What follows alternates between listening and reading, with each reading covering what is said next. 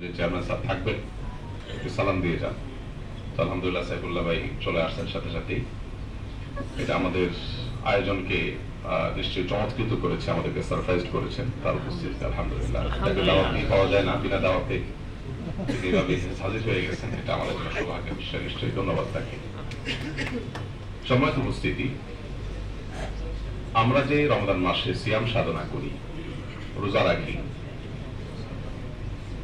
এই রোজাটা একটা দার্শনিক দিক তুলে ধরেছেন ভারত উপমহাদেশের অন্যতম একজন ইসলামিক ব্যক্তিত্ব, মুসলিম বিশ্বের নোবেল খ্যাত কিং ফয়সাল অ্যাওয়ার্ড পুরস্কার প্রাপ্ত হাতে গোনা 2-3 জন মানুষের একজন এই উপমহাদেশের সৈয়দ আবুল হাসান আলী আন-নাদবী রাহমাতুল্লাহ আলাইহি, যার নাম হয়তো অনেকে আপনারা শুনেছেন, যার লেখা বই মাজা খাসিরাল আলামু বিনহিতাতিল মুসলিমিন, মুসলমানদের পতনে বিশ্বের কি ক্ষতি হলো, মুসলিমরা যে আজ পৃথিবীর ড্রাইভিং সিটে নেই এর কারণে পৃথিবীর কি ক্ষতি হলো, পৃথিবীর মানুষের কি ক্ষতি হলো, এই বিষয়ে যে বইটি তিনি লিখেছেন মাত্র 18 বছর বয়সে। যখন এই বইয়ের ভূমিকা তিনি লিখেছেন যে আমি কোন আরব দেশের মধ্যে যাইনি, কোন আরাবিয়ানকে দু চোখে দেখিনি, এই অবস্থায় যে বই লিখেছেন, আজও আরব বিশ্বের, মিডল ইস্টের এমন কোন বিশ্ববিদ্যালয়, এমন কোন সমৃদ্ধ লাইব্রেরি পাওয়া অসম্ভব যেখানে মাজা খাসরাল আলম বইটা নাই। সৌদি আরব সহ বেশ কয়েকটা দেশে আমি প্রত্যক্ষ করেছি, বিভিন্ন মিনিস্ট্রি, কয়েকটা মন্ত্রণালয় কম্পিটিশন করে এই বইটা লক্ষ লক্ষ কপি ছাপার ব্যবস্থা করে, শুধু মুসলিমদের ঘুমন্ত বিবেককে জাগাবার জন্য। এই কালজয়ী গ্রন্থ সহ বহু কালজয়ী গ্রন্থের রচয়িতা সৈয়দ আবুল হাসান আলী নদভী রহমতুল্লাহ আলাইহি, তিনি আমরা যে সিয়াম সাধনা করি, আমরা যে রোজা রাখি, এই রোজার একটা দার্শনিক দিক তুলে ধরেছেন। তিনি বলেছেন যে আমরা যে রোজা রাখি, এই রোজাটা মূলত আকার এবং আয়তনে ছোট ফরম্যাটের একটা রোজা, মাত্র 12 থেকে 14, 16, 17 ঘন্টা কম বেশি এই সময়ের রোজা। আমাদের জীবনে আরেকটা রোজা আছে, যে রোজাটা আকার এবং আয়তনে এর চাইতে অনেক বড়। আলমিয়া নদী রহমতুল্লাহ আলাইহি এই দুই ধরনের রোজার যে ধারণা তুলে ধরেছেন, আমার কাছে মনে হয়েছে আমরা যে সিয়াম বা সম সাধনা করি, রোজা রাখি, এই রোজার যে আসল তাৎপর্য, এর যে অন্তর্নিহিত উদ্দেশ্য, এর যে নিগূঢ় রহস্য, সেটা তাদের দার্শনিক ব্যাখ্যার মাধ্যমে খুব চমৎকার ভাবে ফুটে ওঠে। আমি তার সে দার্শনিক ব্যাখ্যাটি তুলে ধরার পাশাপাশি আমার নিজস্ব কিছু উদাহরণ, উপমা আমি হয়তো অ্যাড করবো ইনশাআল্লাহ, যেটা আমাদের দেশীয় প্রেক্ষাপটে আমাদের পুরো বিষয়টাকে রপ্ত করতে বা বুঝতে একটু সহজ হবে। নবী রহমতুল্লাহ বলেছেন যে আমরা যে রমজানের রোজা রাখি, এটা হলো আমাদের জীবনের একটা ছোট ফরম্যাটের রোজা। গুরুত্বের বিচারে ছোট না, আয়তনের বিচারে আকারে ছোট। আর আরেকটা রোজা আছে আমাদের জীবনে, সেটা হলো আকারে সবচেয়ে বড়। সেই রোজাটার নাম হলো জীবনের রোজা। রমজানের রোজা আর জীবনের রোজার মধ্যে প্রায় সব দিক থেকে মিল আছে। আমরা যদি একটু দুইটাকে কম্পেয়ার করার চেষ্টা করি, আমরা দেখব রমজানে যে আমরা রোজা রাখি, এই রোজার শুরু হয় শোবে সাদিকের মাধ্যমে। জীবনের রোজার শুরু হয় মানুষ যখন প্রাপ্তবয়স্ক হয় তখন থেকে। রমজানের রোজা পরিসমাপ্তি ঘটে সূর্য যখন অস্তমিত হয়, জীবনের রোজার পরিসমাপ্তি ঘটে জীবনের সূর্য যখন ডুবে যায়। রমজানের রোজা, এই রোজায় যেরকম নির্দিষ্ট কিছু বিষয় আমাদেরকে দেয়া হয়েছে, এগুলো থেকে আমাদেরকে বেঁচে থাকতে হয়, বিরত থাকতে হয়। রমজানের রোজা যেরকম বিরত থাকার অপর নাম, জীবনের রোজাটাও বিশেষ কিছু আল্লাহর হুদুদ আছে কোরআনে, যেটাকে বারবার করে আল্লাহ বলেছেন, ওয়াতিলকা হুদুদুল্লাহ ফালা তা'তাদুহা। এগুলো আল্লাহর সীমানা। জীবনের রোজা রেখে এই সীমানাগুলো ব্রেক করা যাবে না। রমজানের রোজার সাথে জীবনের রোজার এরকম বহুবিধ মিল আমরা খুঁজে পাবো, বহুবিধ। আরেকটা মিল আমরা খুঁজে পাবো, যে মিলটা আলমিয়া রাজু রহমতুল্লাহ বলেন নাই, আমার কাছে মনে হয়েছে, সেটি হলো জীবনের রোজা যারা রাখেন, রমজান রোজা রাখার সাথে দারুণ একটা উদাহরণ এখানে আমরা পাই। রমজান মাসে যদি কেউ রোজা রাখেন, বিশেষ করে ছোট বাচ্চাদের কথা আমি বলতে চাই, আমরা যারা গ্রামে বড় হয়েছি, বিশেষ করে শৈশবটা যারা গ্রামে কাটিয়েছি, তাদের জন্য বোঝাটা একটু সহজ হবে। শহরে যারা আছেন তাদের আসলে অনেক কিছুই বোঝা একটু কঠিন হবে, যাদের শৈশব কৈশোর শহরে কেটেছে। তো মুসলমানদের পরিবারে ছোট ছোট বাচ্চারা রোজা রাখে শখ করে। আজকাল অবশ্য এটাও কমে যাচ্ছে। এখন মা বাবারা সন্তানদের এত আদর করে যে বাচ্চারা রোজা রাখতে চাইলেও অনেক ধার্মিক মা বাবাও দেখা যায় যে বাচ্চাদেরকে বলে, না বাবা তোমার কষ্ট হবে, দরকার নাই, তুমি ছোট মানুষ, তোমার পর রোজা ফরজ না। আমরা উল্টা চিত্র দেখেছি। আমরা শৈশবে যখন রোজা রাখার চেষ্টা করতাম, বা আমাদের বয়সে আমরা দেখতাম ছোট শিশু কিশোর রোজা রাখার চেষ্টা করতো, বাবা মা দাদা দাদি সবাই উৎসাহ দিতেন, উদ্দীপনা দিতেন। এই জন্য যে পরিমাণ চ্যালেঞ্জ আমি নিতে পারি, আমার ছেলে সে পরিমাণ চ্যালেঞ্জ নিতে পারে না। আমি যে পরিমাণ স্ট্রাগল করতে পারি সকাল থেকে বিকাল পর্যন্ত, 24 ঘন্টার ভিতরে 2 ঘন্টা ঘুমেও যে আমি কাজ করতে পারি, দৌড়াইতে পারি, আমার ছেলে মেয়েরা সেটা পারে না, কারণ তারা সে স্ট্রাগল করে বড় হয়নি আসলে। তো যে কথা বলছিলাম, যে ছোটবেলায় বাচ্চারা যখন রোজা রাখে, মুসলিম পরিবারে বাবা মা দাদা দাদি বড় ভাই বড় বোন সবাই ছোটদেরকে স্নেহ করেন, রোজা রাখতে সাহায্য করেন। আমরা যদি একটা চিত্র কল্পনা করি, একটা পরিবারে 2টা ছেলে, ধরা যাক একজনের বয়স 10, আরেকজনের বয়স 12 কি 13। এই 2 ভাই একসাথে রমজান মাসে রোজা রেখেছে। রোজা রাখার পর সব ছেলে মেয়ে তো আর একরকম ধৈর্য বা একরকম সংযমের হয় না। 10টা 11টার দিকে দেখা যায় একটু কষ্ট হতে শুরু করে। ছোট মানুষ কখনো এইভাবে না খেয়ে থাকেনি, উপবাস থাকেনি, তার একটু কষ্ট হয়। তো এর মধ্যে তাদের মধ্যে ছটপটে ভাব শুরু হয়। আমরা লক্ষ্য করি নতুন রোজাদারদের কমন কিছু জিনিস আছে, এর মধ্যে একটা হলো এই ছটপটে ভাব, আরেকটা হলো ঘন ঘন থুতু ফেলা। এটা নিশ্চয়ই শৈশবে আমরাও কম বেশি সবাই করেছি। থুতু গিললে রোজার কোনো ক্ষতি হয় না, এই মাসআলা জানুক আর না জানুক, জীবনের প্রথম রোজা রাখার পর থুতু গিলতে বিবেকে বাদে, আরে রোজার কোনো ক্ষতি করতেছি কিনা।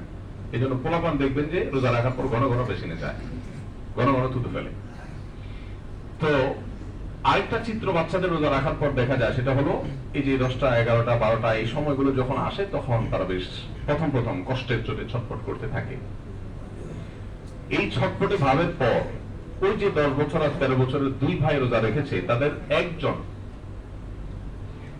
আর কোনোভাবে সে রোজা কন্টিনিউ করবে না, তার কষ্ট সহ্য হচ্ছে না, সে রোজা ভেঙে ফেলবে।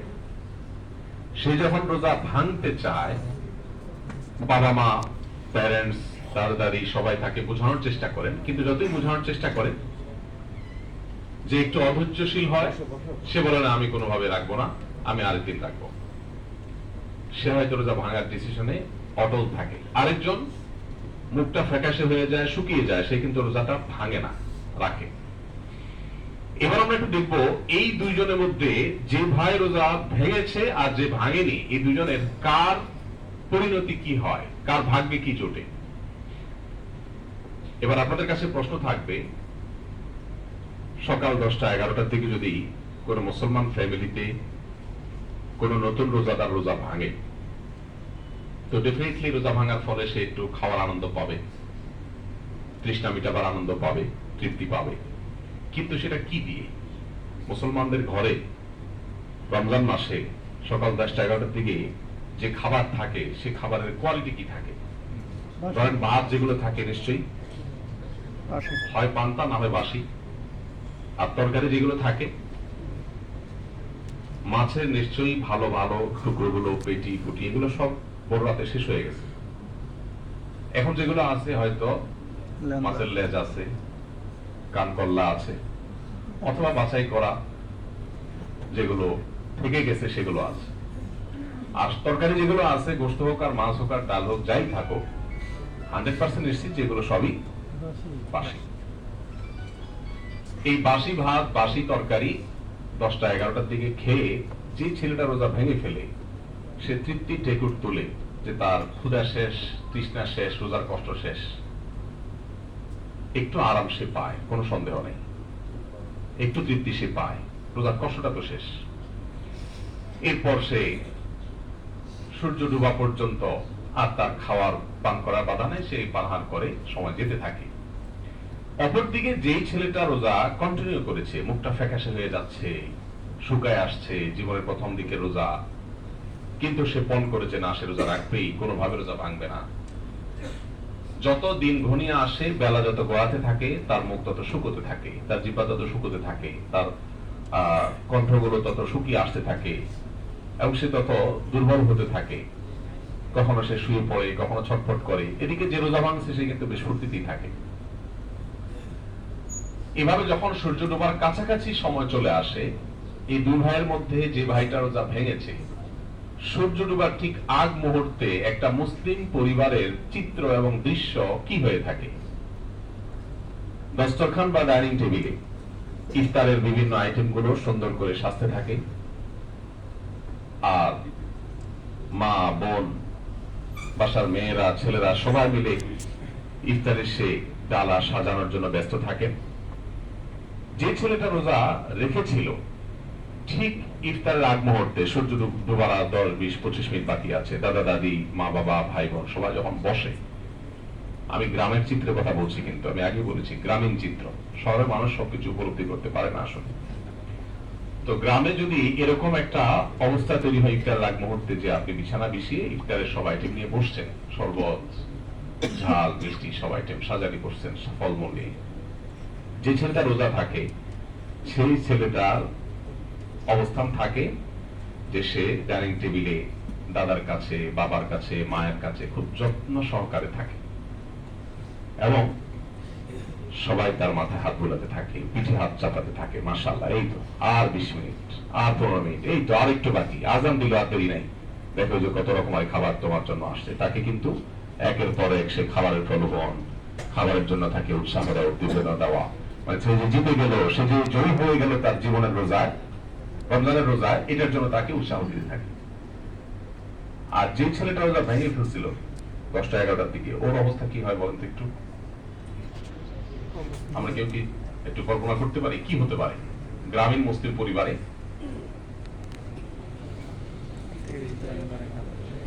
ও যদি ইফতারির এই ডাইনিং টেবিল বা ইফতারের বিছানা বা দস্তরখানার কাছাকাছিও ঘেসে,